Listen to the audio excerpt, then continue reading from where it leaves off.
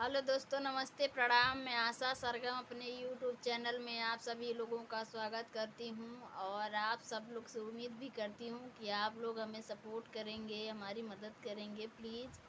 हम बहुत अच्छे अच्छे गाने, गीत, देहाती लोकगीत गा के डालती हूँ अपने चैनल पे। बहुत मेहनत करने के बाद भी गाना गीत डालती हूँ। तबीयत ख़राब रहती है फिर भी गाना बना के गा के डालती हूँ। आप लोग सपोर्ट करिए, हमारी मदद करिए। आप लोगों की मदद की बहुत ज़रूरत है प्लीज़ दोस्तों। और आज मैं लेके आई हूँ, जो गांव देहात में शादी विवाह होता है तो सुबह जो रस्म होती है पलगौनी की, उसी पर का गीत है। दूल्हा के लिए गाली गीत लेकर आई हूँ। आप लोग सुनिए और कमेंट बॉक्स में बताइए कैसा लगा। हम तो हसे पूछी दुल्हा एक बात जी, सब के हुआ दुल्हा पापा क्यों न आए जी, सब के हुआ दुल्हा पापा क्यों न आए जी, सब के हुआ दुल्हा।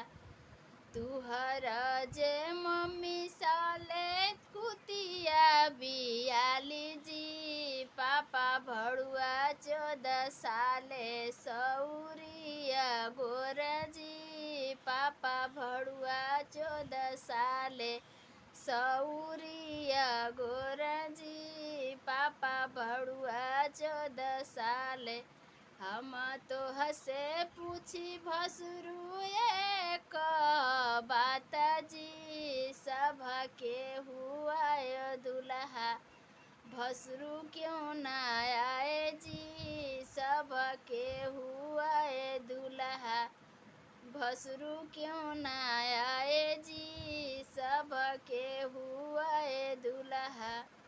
तुहरा जे भविष्यवा कुतिया बियाली जी, भैया भड़ुआ 14 साले सौरिया गोर जी, भैया भड़ुआ 14 साले सौरिया गोर जी, भैया भड़ुआ 14 साले।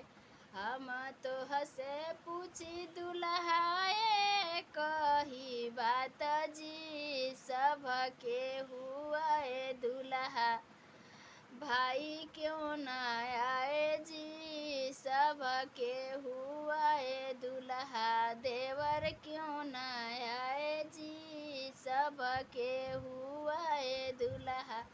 तुहरा जे दीदिया जे कुतिया बियाली जी, देवरू भड़ुआ 14 साले सौरिया गोर जी, देवरू भड़ुआ 14 साले सौरिया गोर जी, देवरू भड़ुआ 14 साले।